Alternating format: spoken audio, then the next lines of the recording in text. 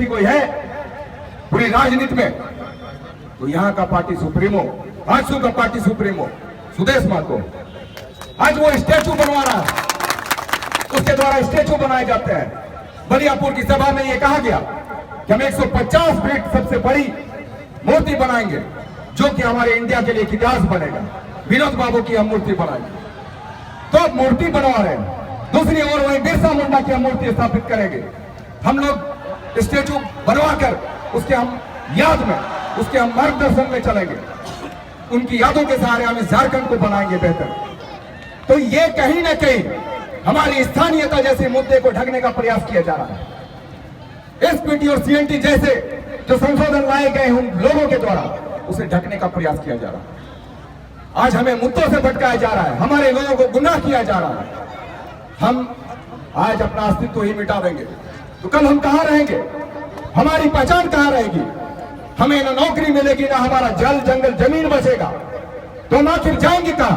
हम कल को जैसे पंजाब के कोने में, कभी यूपी के कोने में, कहीं बिहार के कोने में हम जाकर ठेला रिक्शा खोमचट धकेलते नजर आएंगे।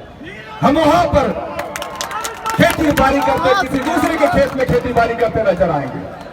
तो ये हमारी स्थिति बनेगी कि कल हम ना झारखंड के स्थानीय कहे जाएंगे, ना हम पंजाब के, महाराष्ट्र के, हरियाणा के, हम ना बिहार के, ना यूपी के कहे जाएंगे।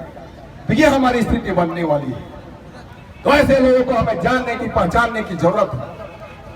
हमारे यहाँ एक परंपरा, हम लोग अतिथियों को भगवान का दर्जा देते हैं, उसे हम पूछते हैं, उसे रखते हैं अपने घरों में, बेहतर खाना खिलाते हैं। और हमारे यहाँ क्या है? पूजने की परंपरा। हम तो यहाँ ऐसे जगह के वासी हैं जहां पर पेड़ पौधे, चट्टान भी पूजे जाते हैं, पहाड़ पूजे जाते हैं, परंतु नए साल के हम छत्तीसगढ़ के व्यक्ति को कैसे पूछते हैं? जूतों से स्वागत करते हैं। तो क्यों करते हैं? ये इसीलिए करते हैं कि आपके जरिए आज हमारे बच्चे चले जा रहे हैं, आपके जरिए गलत निर्णय लाए जा रहे हैं। तो ये हमारी स्थिति है। आज हम सबों के बीच में जो नौकरियों की बहाली की जा रही है, 5वीं जेपीएससी आप लोगों ने सब कुछ देखा, कैसे अनियमितता बढ़ती गई और हम लोगों ने कितना विरोध किया, चाहे वो सड़क हो या फिर सदन हो।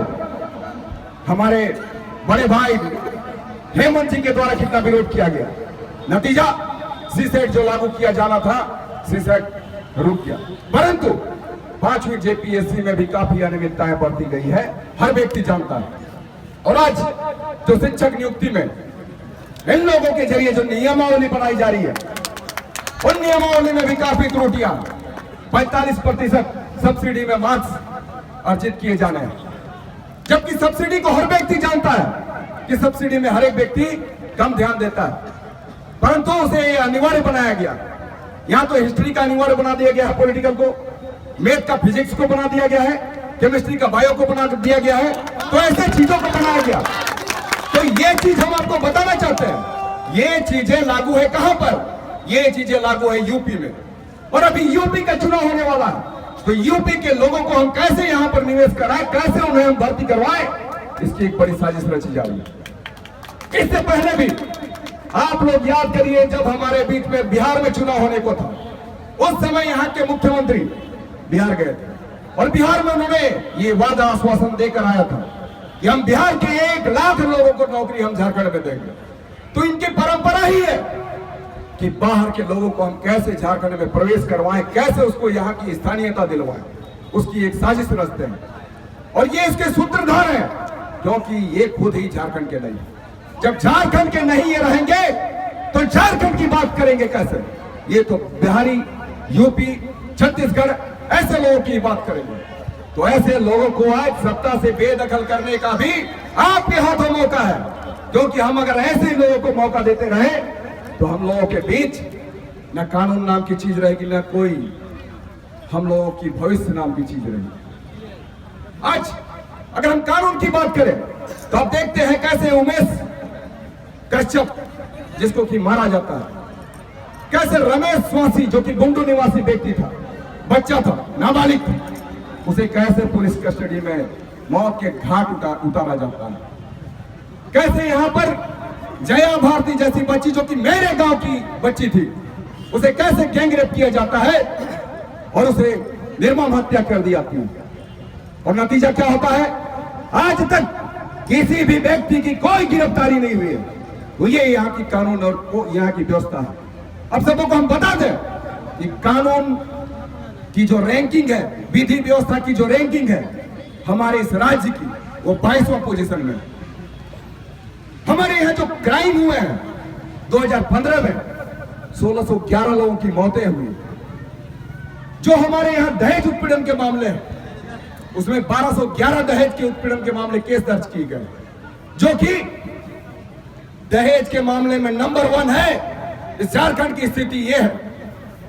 आपकी क्राइम के मामले में मेघालय के बाद यह दूसरा नंबर है।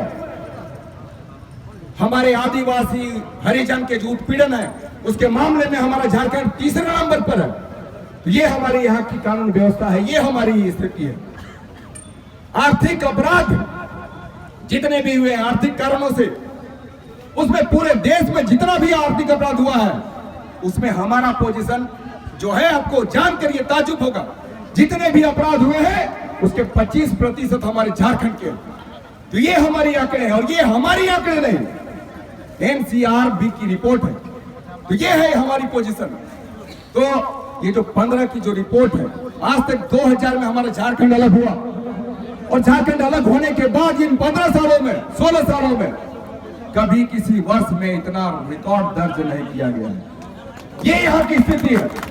तो आज ऐसी स्थिति में यहाँ के मुख्यमंत्री कहते हैं जीरो टॉलरेंस, भ्रष्टाचार मुक्त शासन की बात करते हैं। हम आपको बताना चाहते हैं कि भ्रष्टाचारी व्यक्ति कितनों को इन्होंने सस्पेंड किया, कितनों को इन्होंने बर्खास्त किया, कितनों को इन्होंने जेल में डाला। इसकी आज तक ना उनके पास हिसाब किताब है, ना हम लोगों को कहीं नजर आता है। तो ये यहाँ की स्थिति है। भ्रष्टाचारी सबसे बड़ा वो है जो कि भ्रष्टाचार को संरक्षण देता है, भ्रष्टाचारियों को संरक्षण देता है। तो यहाँ का मुख्यमंत्री, यदि यहाँ का इस प्रदेश का सबसे बड़ा भ्रष्टाचारी कोई है तो यहाँ पर बैठा यहाँ का मुख्यमंत्री है, जिसके द्वारा भ्रष्टाचारियों को संरक्षण दिया जाता है। और उसी का एक गुर्गा पार्टी के सुप्रीमो सुदेश महतो, जिसके द्वारा सहयोग किया जाता है, जो कि कहते हैं कि चंदन कारी हमारी मौसी है। तो आज ये पहचानने की आवश्यकता है कि कौन व्यक्ति हमारा अपना है, कौन पराया। आपका ये विधायक सदन में बैठकर CNT SPT एक्ट के विधायक पढ़ने की कोशिश करता है, पढ़ा नहीं। सदन में जिस तरीके से विधेयक लाए गए, निश्चित रूप में ऐसा पूरे इंडिया के इतिहास में कहीं नहीं होगा। 3 मिनटों में 7 विधेयक पास किए गए। एक एक व्यक्ति ने, जो हमारे झारखंड मुक्ति मोर्चा के हैं, एक एक साथियों ने इसका विरोध किया, परंतु उनके दिलो दिमाग में जू तक नहीं रहेगा, उनके कानों में सुनाई नहीं पड़ी हम सबों की आवाज, झारखंड वासियों की आवाज।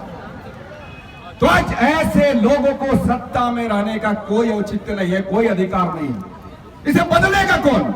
इसे बदलेंगे हम और आप, क्योंकि माननीय देशों गुरु ने हमें इस झारखंड को दिया है, हम लोगों को संभालने के लिए दिया है, हम लोगों को चलाने के लिए दिया है। परंतु आज हम सुसुप्त हैं, सोए हुए हैं, जागने की जरूरत है। आज हमें जागना भी है, दौड़ना भी है, और ये कोई दूसरा व्यक्ति तय नहीं करेगा, ये व्यक्ति हम और आप मिलकर ही तय करेंगे। यदि झारखंड को कोई बेहतर तरीके से चला सकता है तो वो व्यक्ति है बड़ा भाई हेमंत सोरेन, जिसके जरिए 14 महीनों में इतिहास गढ़ी गई, यहाँ की विकास के मार्ग के नए नए आयाम गढ़े गए, रूपरेखा तय की गई। अगर उसी राह पर आज हमारा झारखंड चलता होता तो मैं बताना चाहता हूं मेरे भाइयों कि आज हमारा झारखंड नंबर 1 की स्थिति में पहुंचते, परंतु ऐसा हुआ नहीं। अगर हम बैसाखी का सहारे चलने का कोशिश करेंगे, बैसाखी के साथ दौड़ने की कोशिश करेंगे, तो हम निश्चित रूप में बेहतर चल नहीं पाएंगे, बेहतर दौड़ नहीं पाएंगे।